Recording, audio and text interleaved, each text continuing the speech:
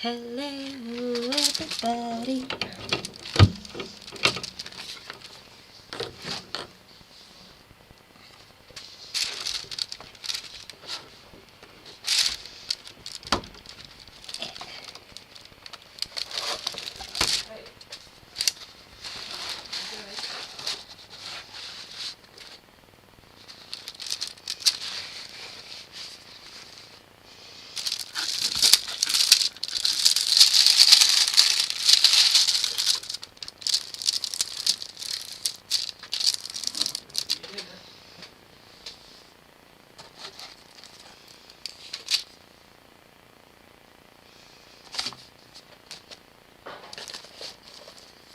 Un, deux, trois.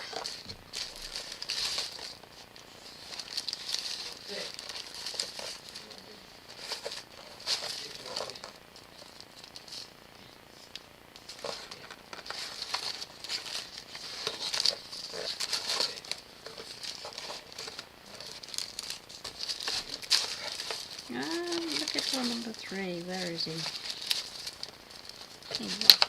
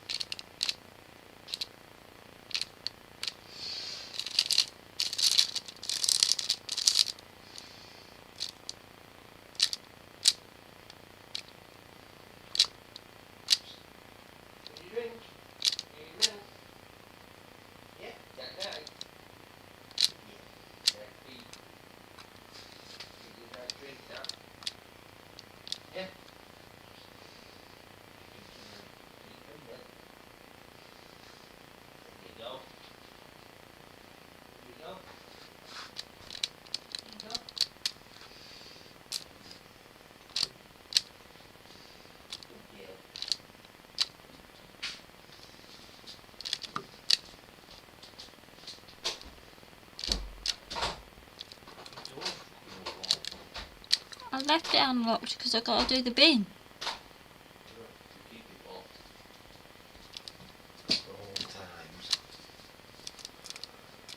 Ooh. Switch you on. Right, cat's been fed and I'll give her fresh milk. Okay. Yeah.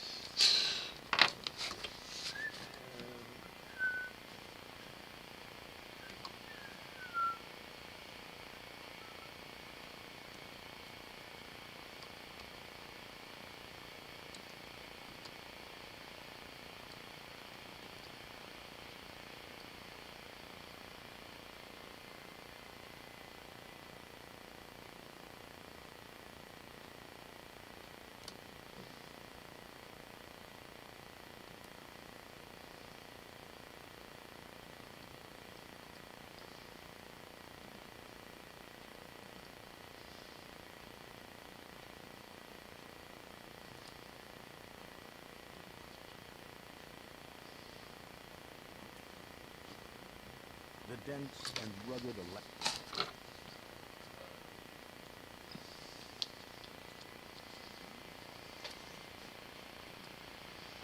Alaskan wilderness provided the perfect cover for a fierce and sadistic killer. He preyed on women, kidnapping them, raping them, torturing them. He hunted them like animals for his own twisted pleasure.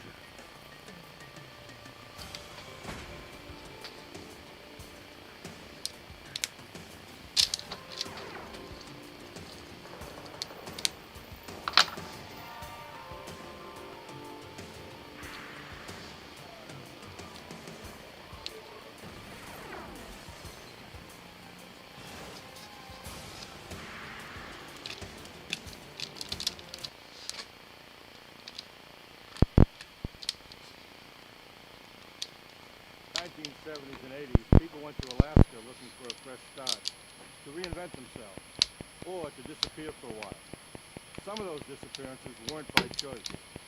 I'm Jim Calstrom, former head of the FBI's New York office. A serial killer's rampage was exposed when the bodies of young women began turning up in shallow graves that dotted the Alaskan wilderness. The killer was at home in the rugged terrain, but the hunt for him began 3,000 miles away, where FBI profilers mapped the criminal's mind.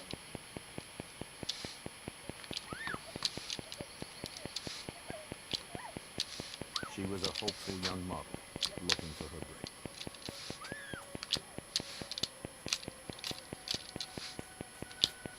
She accepted a job with a man who claimed to be a photographer, but turned out to be a merciless killer.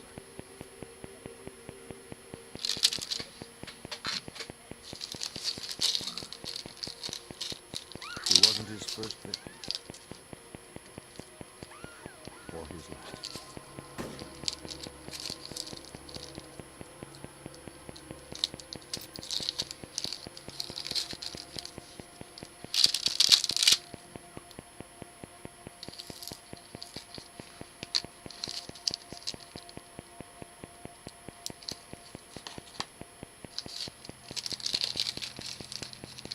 From the 70s through the mid-80s, the wilderness of Alaska became a popular destination as people flowed north to construct the Alaskan pipeline.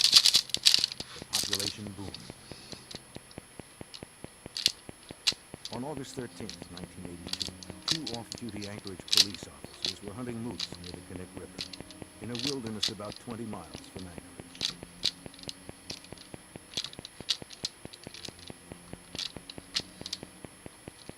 As they made their way through the dense forests, they happened upon partially buried human remains. They left it undisturbed.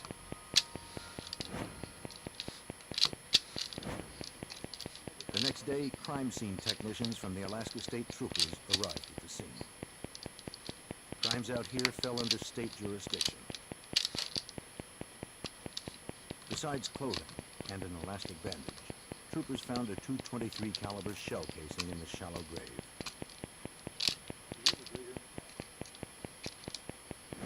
Dental records identified the remains as 23-year-old Sherry Morrow, an exotic dancer reported missing a year earlier by her boyfriend. Troopers called him in to break the news. Her clothes matched the ones he reported her missing, but her good luck charm, the gold arrowhead pendant she never took off, was gone. Morrow was probably murdered shortly after she disappeared, giving the killer more than a year to cover his tracks. Finding her would be next to impossible. In the year following the discovery of Sherry Morrow's body, more women began turning up. It's a sad truth that finding bodies in the Alaskan wilderness wasn't all that unusual. 2 or 3 times a year, some novice hiker or hunter would get lost and succumb to the elements. But a growing number of bodies had a different story to tell.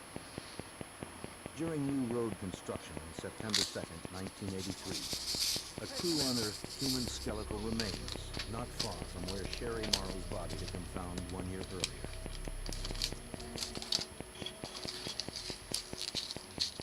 The bones had obviously been here for some time, yet until recently this area of the Knik River was so remote that it could only be accessed by boat or light plane. The remains were identified as 17-year-old Paula Goulding, an out-of-work secretary who had moved to Alaska from Hawaii. She had been missing for 5 months. Like Sherry Morrow, she had taken a job as an exotic dancer to make ends meet. And like Sherry Morrow, a .223 caliber cartridge was found at the site. For Alaska State Trooper Wayne Van Clausen, the connection was frightening. And that's about when everything started to become kind of scary for everybody, because the profile was the same. There were topless dancers from the clubs downtown, but that was certainly when there was the belief that there was a serial murderer out there. 2 bodies had been found, but now troopers believed there were more. They began to revisit missing persons reports. Many of those reported missing were exotic dancers, but in Alaska, their disappearance was not unusual. Missing persons was a relatively low priority. Statutorily, if you're an adult, you have a right to be missing. And there were a lot of instances where these girls would just jump on a plane and go away.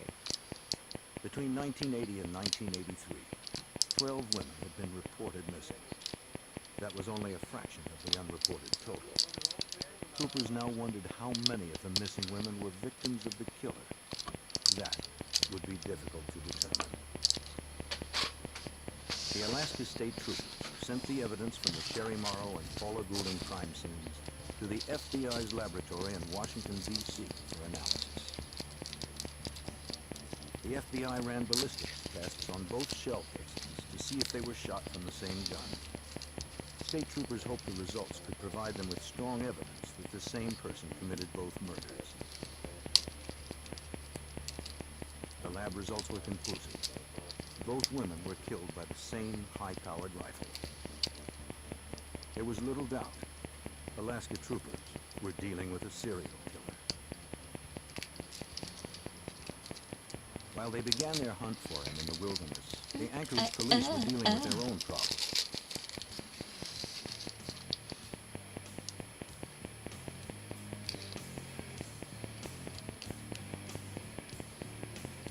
Every city has its dark side, and Anchorage is no different. Except that in Alaska, the nights are longer and darker. In the 70s and 80s, Anchorage was a frontier town. Men came here to work hard, and women followed to ease their loneliness. Some women were lured to the strip clubs, hoping to earn a quick buck. Others, looking for more respectable opportunities, worked in the clubs until something better came up. For many, it never did.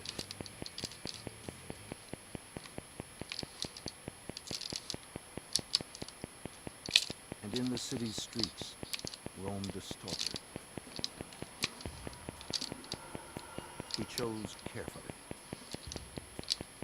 His victims were hardly missed. For in a city made up largely of strangers, it's difficult to be a missing person.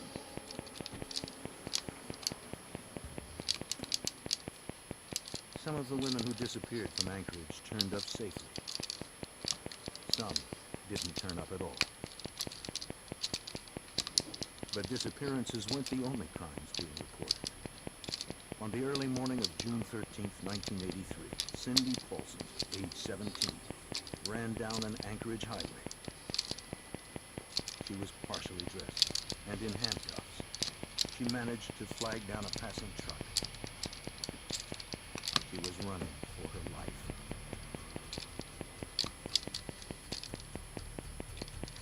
The motorist dropped her off at her motel apartment. The desk clerk had called the Anchorage police. Paulson? An officer removed her handcuffs and tried to calm her. Anchorage police officer Greg Baker recalls the incident. We found her in handcuffs with very little clothes on. She was real credible. She was very scared, she was very frightened, and she told us her story. Paulson, the prostitute, told Baker that she picked up a trick the night before. She described him as wiry, scruffy, about 6 feet tall, with glasses and a stutter. He was not the kind of person she thought of as threatening. But as soon as she stepped into his car, he handcuffed and put a wood-handled revolver to her head.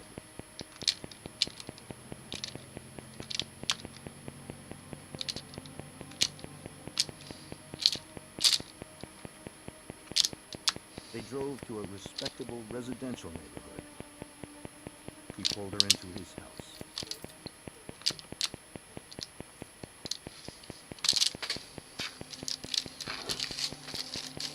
The place was well kept and full of hunting trophies. He had a chain hanging from the ceiling of his den. He chained her up and stripped her.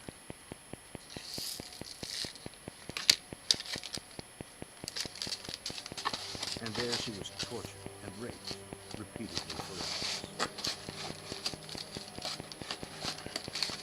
Then he went to take a nap, leaving her there.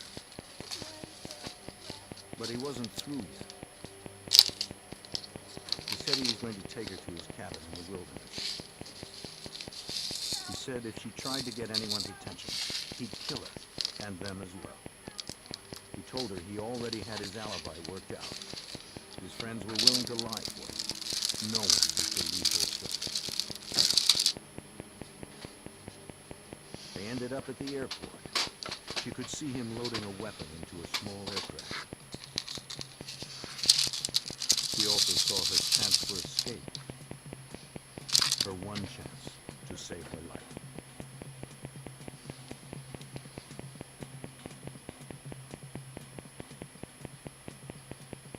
The story sounded outrageous, but her genuine terror compelled Officer Baker to check it out. I had a very street-smart female, scared to death, with a story about being taken at gunpoint and held prisoner at a specific location that she described where it was. She knew where it was. She described the interior of the location. She described the den, up to and including various animals were posted on the, mounted on the wall. En route to the hospital for an examination, Paulson insisted on stopping at the airport to show police the airplane she had seen earlier.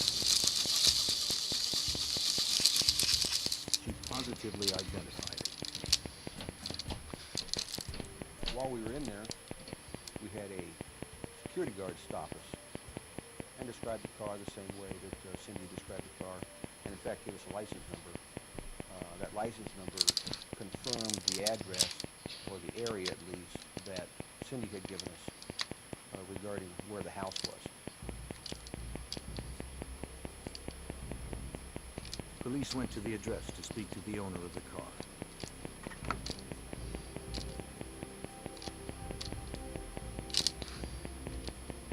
They arrived moments before he pulled up, driving the vehicle described by Cindy Paulson. So far, everything Paulson said had checked out. But the suspect had his own story to tell.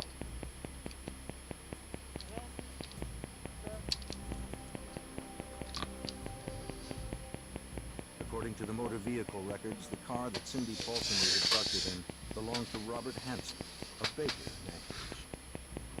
Hanson, who fit the description of the man Paulson described, calmly answered questions.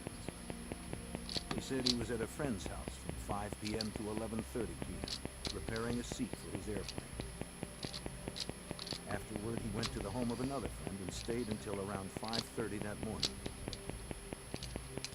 Then he went to the airport and installed the seat. Hanson gave police his consent to search his house. Again, his home was exactly as Paulson had described.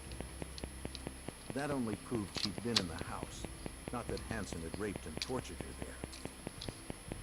They could find no evidence did notice a loose-fitting wall panel. Behind it, they found a collection of weapons, but that wasn't surprising. Hansen was an avid hunter. They did find a revolver, but it didn't match the one that Paulson described. The gun, the chain, and the blanket she was wrapped in were nowhere to be found.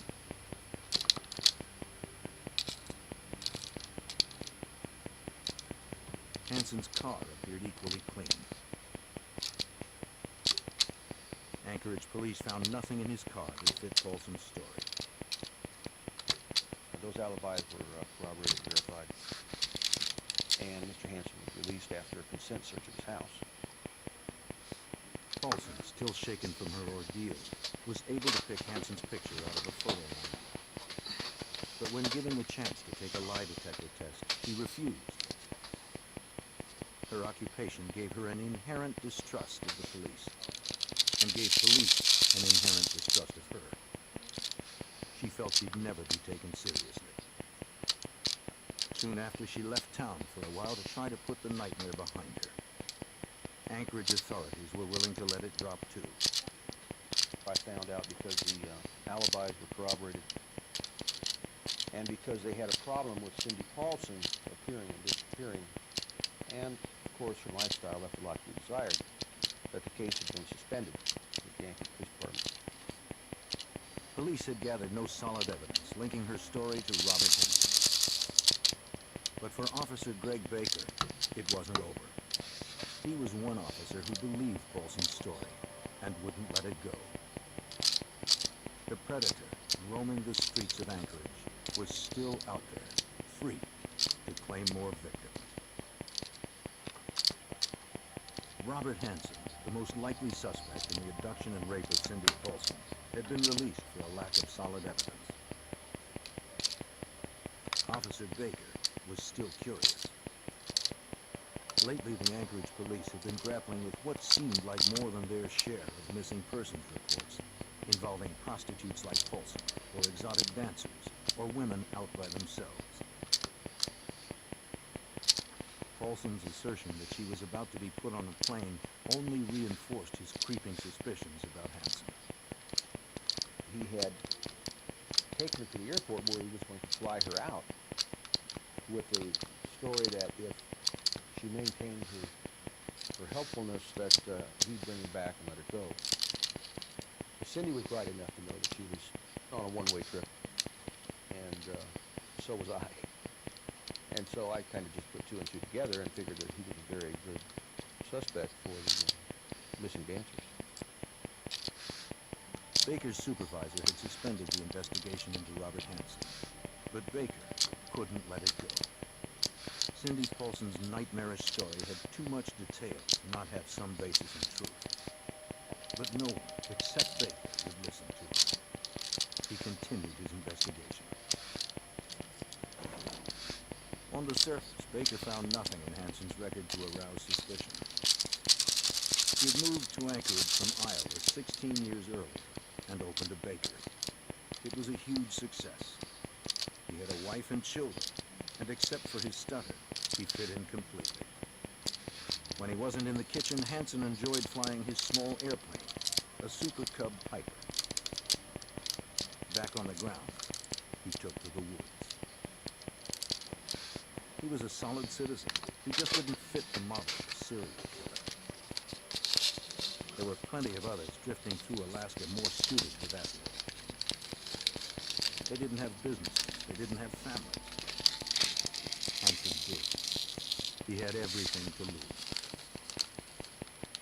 Frank Rothschild was a prosecutor involved in the Paulson case. Bob the baker.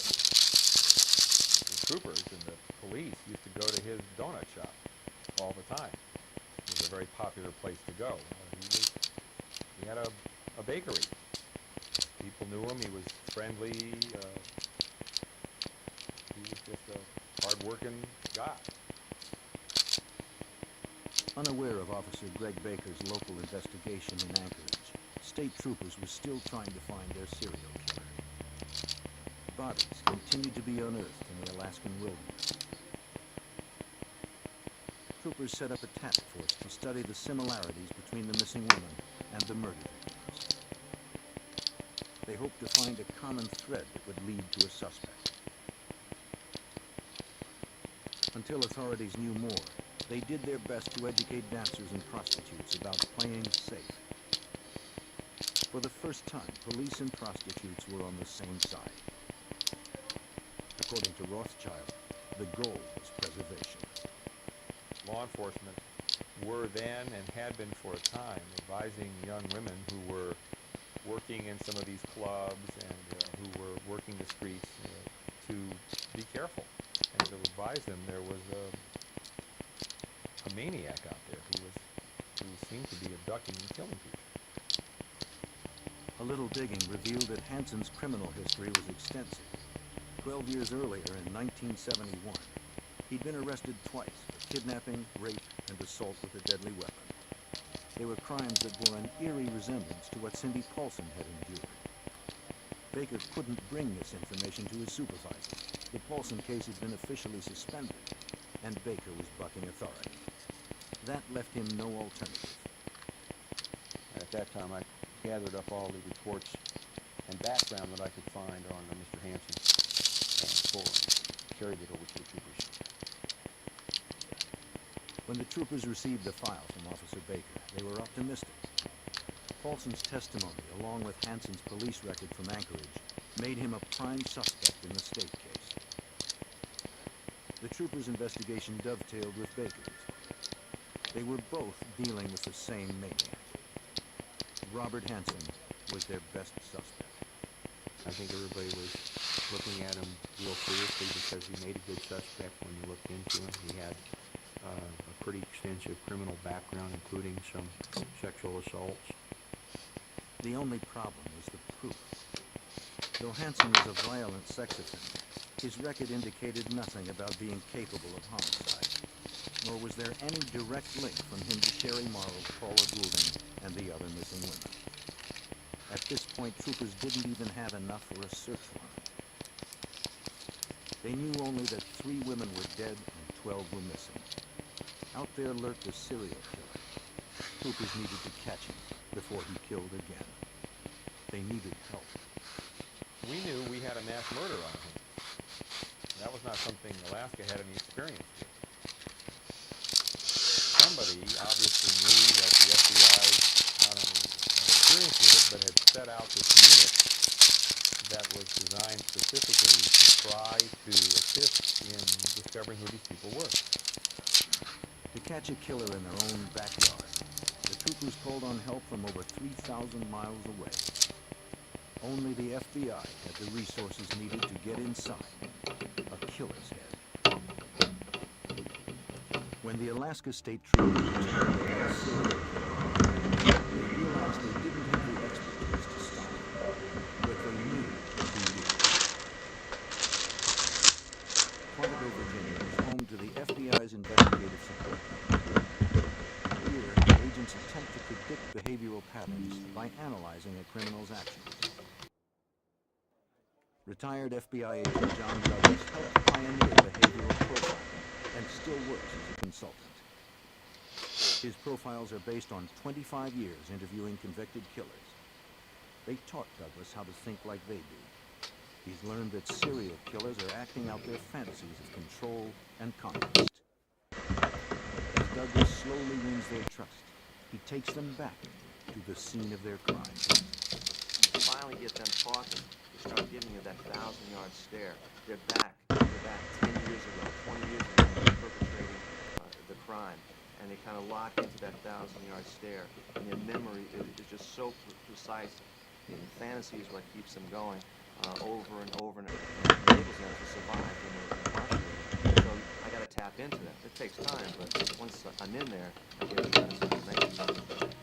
These interviews have distilled a checklist of traits and habits that serial killers share. They start young, with lesser crimes such as arson or cruelty to animals. Over the years, their violence builds. To every new case, profilers bring the knowledge of how killers evolve. To understand the criminal, you must look at the crime. you just want to see if you can come up with an analysis based upon preliminary police reports, crime scene photographs, profile of the victim, autopsy protocol, reviewing that, review the autopsy photographs, do an analysis of the overall crime risk level, subject victim risk level, analysis of the area of the crime scene, the multiple crime scenes, and then based upon that, you attempt now to come up with a specific type of profile. By examining every aspect of an unsolved crime, a profiler can determine specific characteristics of that killer, such as Great. age, occupation, and physical characteristics. The troopers contacted the FBI to see if the Bureau could work up an analysis of the Anchorage killer. They hoped the profile would sharpen the investigation and bring overlooked clues to light.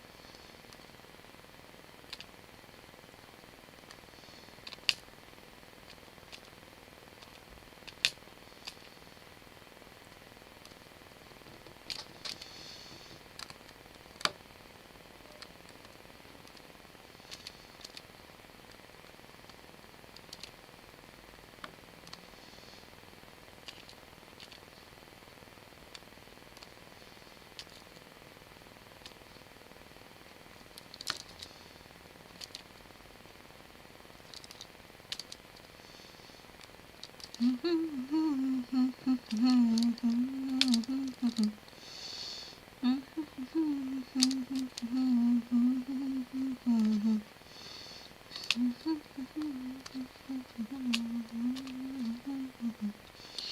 just round the corner, tell me if you wanna feel like you feel alright.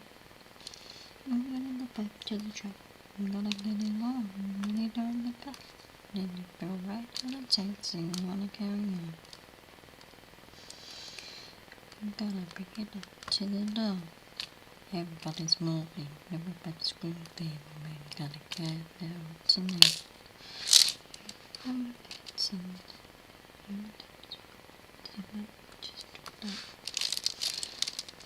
7654321. On the microphone, just a highlight sensor. 1, 2, 3, now waiting number 4.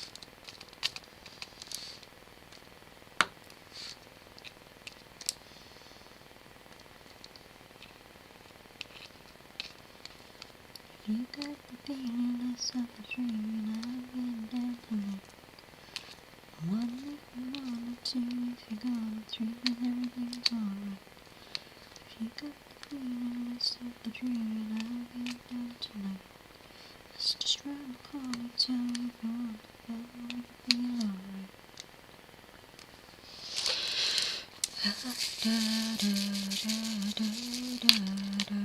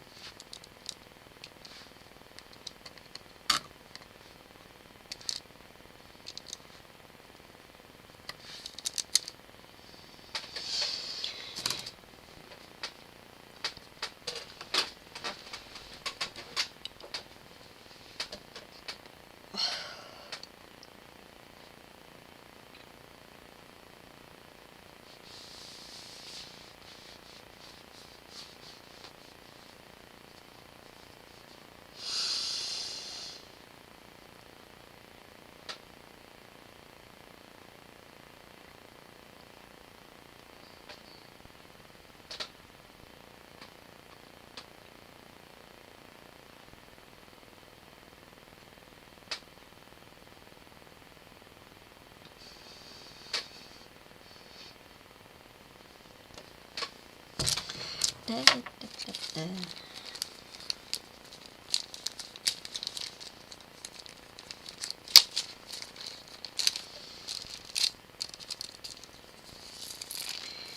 Little by little.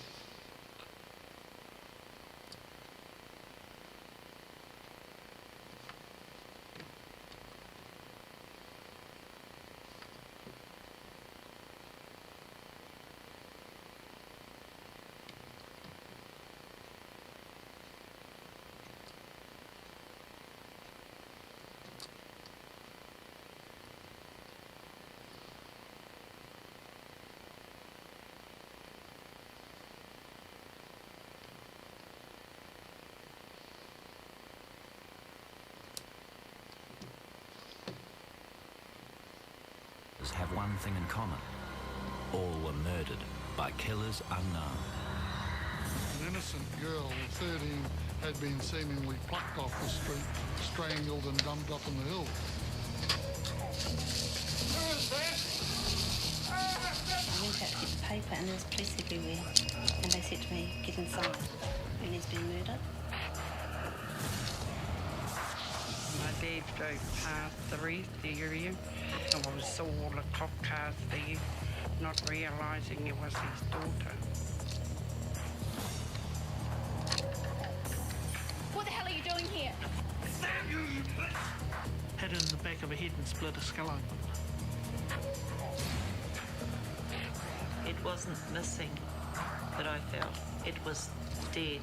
She was dead. Can you check on Alicia for me? Oh, yeah, sure. I did not actually see Big Jim pull the blankets back, but I did see the look on his face. Do you want to go in the car? I don't want to go in the car. Didn't refusing. She's fighting going in this vehicle. She's staying away. For the first time in New Zealand history, Sensing Murder asked 6 top psychics to investigate unsolved murders. The groundbreaking series saw the psychics tune into the spirits of the 6 murder victims, retracing their last steps and reliving their last moments. She's just there. There she is. She's standing over there. There's just one blade of grass that's shaking. See it? It's just shaking. Okay. So the young guy stood out the back door, watching out for things. The other one, who's older, vicious, my goodness. She keeps thinking I'm a child. He owns you. Whatever's gone on here recently is quite upsetting to me. This is where her body was found, in this area somewhere here. She says tell them that he's got a tattoo. That's what I'm saying.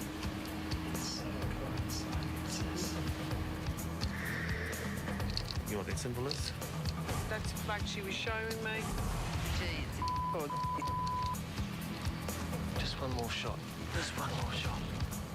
The psychics sensed murder and channeled new leads with extraordinary results. But the responsibility of solving these murders lies with police. They and they alone can bring charges and put killers behind bars.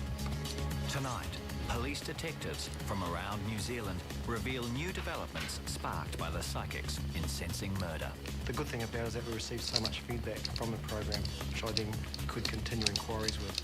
Currently he's incarcerated in a North Island prison and will be for some time. The follow-up inquiries that we are doing in relation to this homicide are a direct result of the Sensing Murder program. Our investigations didn't stop either. We dug deeper and now have even more new information for police. Tonight, the victims' families reveal how the psychics brought them closure. I desperately wanted to know that she was okay, that she was safe in some way. And I have to say that the Sensing Murder program did that for me. For the first time, the Sensing Murder filming process is laid bare as we invite a die-hard skeptic and professional clinical psychologist to scrutinize a psychic reading. I can't find a way to rationally explain what I saw today.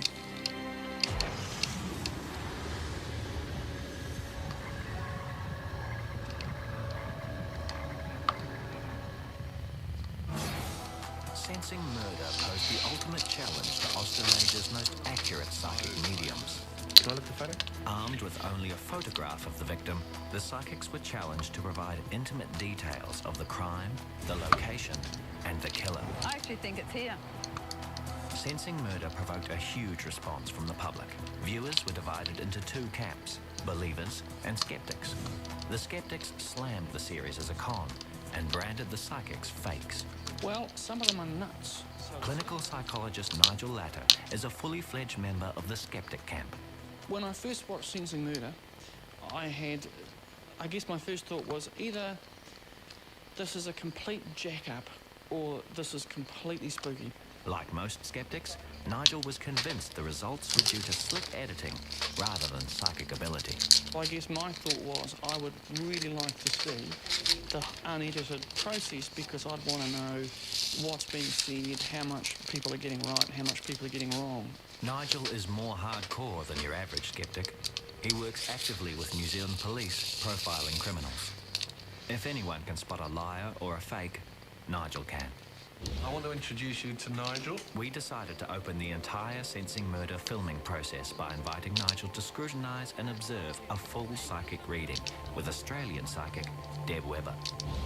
To really put the pressure on our psychic and our process, we selected a particularly difficult and little-known case. In 1972, 23-year-old Margaret Walker was found in a pool of blood near the stairs of a Wellington boarding house. Initially, Margaret's death was treated as a homicide, but police and the coroner soon concluded she died accidentally after falling down the stairs drunk. But Margaret's son, David Royal, is convinced the circumstances were more sinister. I believe that someone was involved with her death, whether it be manslaughter or homicide, and I believe that she did not do this herself. Far from skeptical, David falls into the believers camp. He approached Sensing Murder for help. Having previously watched the program, there was results, and that's basically what I'm after is results. David never knew his mother. He was fostered at birth and adopted out shortly after she died. It wasn't until he was a teenager that David discovered Margaret's fate. Now 40, he's devoted his entire life trying to have her case reinvestigated. David created his freak persona and freak fashion label solely to keep Margaret's case in the spotlight. He regularly stages live shows and exhibitions in his mother's memory. I've got Margaret's birth certificate and a very dodgy death certificate. My main aim is to have the final verdict overturned. David has done his own investigations and has his own theories on his mother's death. On January the 6th, 1972, Margaret Walker celebrated her release from prison with a drinking binge at a Wellington pub.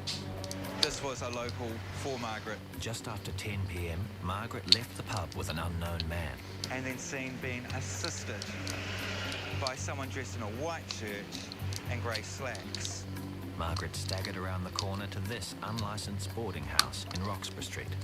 She didn't live in the house, but had visited earlier in the day, trying to find a former tenant. My personal belief is that the person she was trying to contact may have been involved with her previous to her incarceration.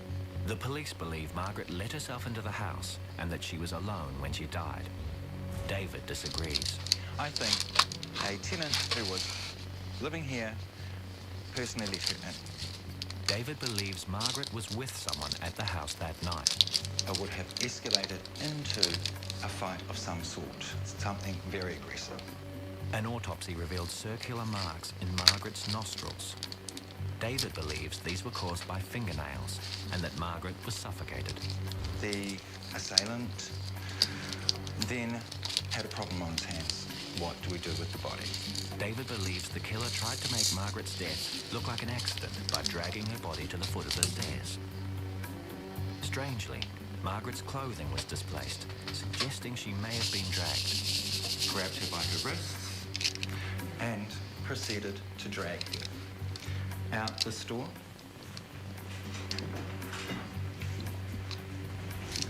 down this short corridor, around the corner, and then eventually dragging her into the position in which she was found. But the police version of events is much simpler. They believe a drunken Margaret tripped down the stairs, landed in a position that stopped her breathing, and choked on her own blood. The official cause of death was asphyxia following acute alcohol intoxication. I believe there's a little bit more to it than that. And in my own opinion, the stairway has nothing to do with it. David says his attempts to access police files about Margaret's death have been denied. And what is the big mystery about Margaret Walker's death? That's all I want to know. And what is the big mystery? David says the police had the motivation to cover up Margaret's murder. Because this house was owned by a policeman and his wife, there may have been a connection and hence a clean-up operation. I don't care if it was manslaughter, but I want to prove there was someone else in the house and that Margaret Walker was fighting with this person and as a result died. Next, psychic Deb Webber attempts to answer David's questions by tuning in to Margaret's spirit. And we invite leading forensic psychologist Nigel Latter to observe and question every aspect of the filming process. My sense from talking with the crew here is that everyone's kind of going, this is, I don't know how she does this kind of stuff.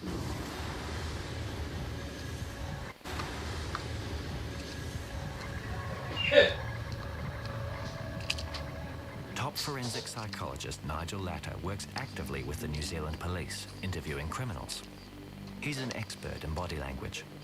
By observing facial expressions and speech patterns, Nigel can easily detect when someone is lying. I work a lot with people who commit crimes, so a lot of what I do is interviewing. A lot of that is, I guess,